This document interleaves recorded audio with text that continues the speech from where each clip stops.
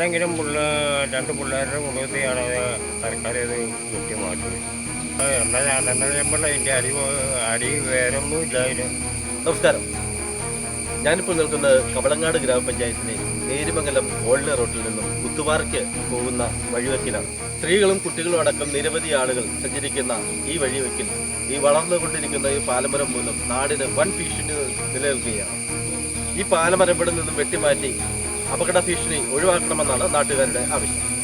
ഏകദേശം 70 വർഷത്തോളം പഴക്കമുള്ള ഒരു പാലമരം വളർന്ന് ഇപ്പോൾ പഞ്ചായത്ത് റോഡ് കയ്യേറുന്ന അവസ്ഥയിലാണ് നിൽക്കുന്നത്.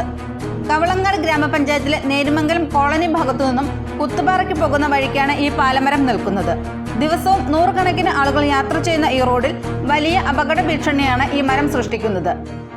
പ്രദേശവാസികൾ നിരവധി പ്രാവശ്യം അധികൃതരുടെ അടുത്ത് പരാതിപ്പെട്ടെങ്കിലും വേണ്ട നടപടി ആയിട്ടില്ലെന്നാണ് സമീപവാസികളുടെ ആരോപണം. അതേസമയം കവളങ്ങാട് ഗ്രാമപഞ്ചായത്ത് അംഗം കൂടിയ ഹരീഷ് രാജൻ പറയുന്നത് അപകടകരമായി നിൽക്കുന്ന ഈ മരം തന്റെ ശ്രദ്ധയിൽപ്പെട്ടതാണെന്നും ഈ മരം മുറിക്കുന്നതിനുള്ള നടപടിക്രമങ്ങൾ നടന്നു വരികയാണെന്നും ആണ്.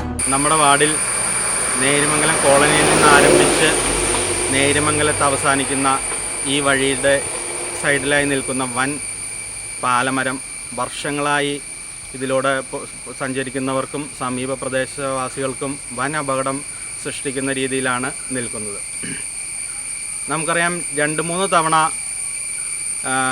ഈ പാലമരം മുറിക്കണമെന്നാവശ്യപ്പെട്ട് നമ്മൾ പഞ്ചായത്തിൽ അപേക്ഷ വയ്ക്കുകയും അത് സോഷ്യൽ ഫോറസ്ട്രി വന്ന് അതിന് വിലയിടുകയും അത് ലേലത്തിൽ വയ്ക്കുകയും ചെയ്തിട്ടുള്ളതാണ്.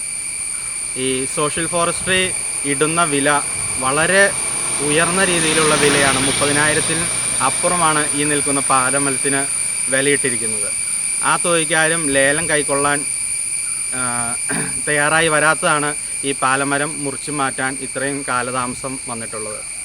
എന്നിരുന്നാലും പുതിയതായി നമ്മൾ ഇതിന് വീണ്ടും അപേക്ഷ വച്ചുകൊണ്ട് ഈ പാലമരം പഞ്ചായത്ത് കൂടി മുൻകൈയെടുത്തുകൊണ്ട് ഡേഞ്ചറസ് പെറ്റീഷനിൽ ഉൾപ്പെടുത്തി ഉടനടി തന്നെ മുറിച്ചു മാറ്റുന്നതിനുള്ള നിയമ നടപടികൾ സ്വീകരിച്ചു വരികയാണെന്ന് ഗ്രാമപഞ്ചായത്ത് അംഗം എന്ന നിലയിൽ അറിയിക്കുന്നു.